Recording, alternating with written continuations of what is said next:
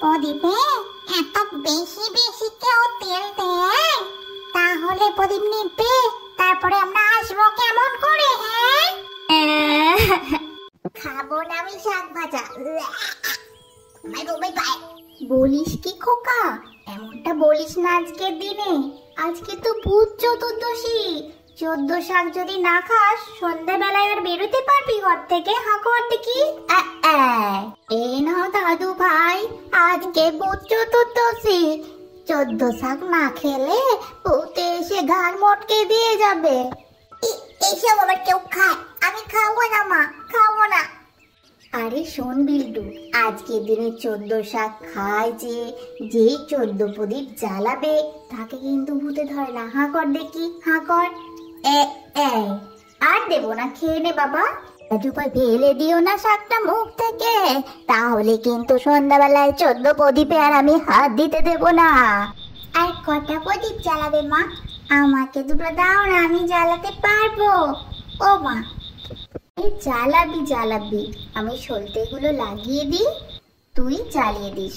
দেখ তো কটা হয়েছে, গুনে দেখ, তারপর না হয় দেবো। দাঁড়া তেলটা পড়ে যাবে যে খোকা। ওরে বিল্টু, এবার মার খাবি। সর দেখি, আমি প্রদীপগুলো বসিয়ে দিই, তুই জ্বালিয়ে দি। কি মজা, কি মজা, 14 প্রদীপ জ্বালিয়েছি, 14 শাক খেয়েছি। আর তো কোনো ভূতে ভয় নেই। একটুখানি পরে অল্প কিছু বাজি পোড়াবো। আর কালকে তো কালী পুজো, কালকে সব বাজিগুলো পুড়িয়ে দেব। ও মা, দেখে যাও আমি কেমন প্রদীপ জ্বালিয়েছি। 14টা হয়ে গেছে, গুনে দেখো। হ্যাঁ দেখতেই তো পাচ্ছি 14টা হয়ে গেছে। তা আমি এখন চিলেকোঠার ঘরে 2টো প্রদীপ নিয়ে গেলাম। তুই যাবি কি আমার সাথে? আর ঠাম্মাকে ওষুধটা দিয়ে আসি গিয়ে, অনেকক্ষণ বেচারা ওষুধটা চাইছে। চল আমার সাথে, চল দেখি। এসে না হয় 2টো বাজি পোড়াবো।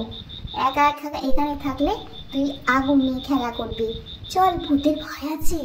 চল দেখি আমার সাথে, চল উপরে গিয়ে চিলেকোঠার ঘরে 2টো প্রদীপ জেলে আসি। চল দেখি। আর যাবি না? থাক তাহলে, আমি চললাম। আমি তো বড় হয়ে গেছি, আমি আর ভূতকে ভয় পাই না। তাছাড়া 14 প্রদীপ জ্বালিয়েছি, 14 শাক খেয়েছি, ভূত আসবে কেমন করে? হ্যাঁ এখানে বসে একা একা কি করছিস? ওখানে কে কে কথা বলছে? এই জোরে আমরা। তোর প্রদীপ তো নিবে বলে এবার তেল তো ফুরিয়ে এলো। চল তোর ঘাটটা মটকাই। দুপুর বেলা 14 শাক গালে পুড়ে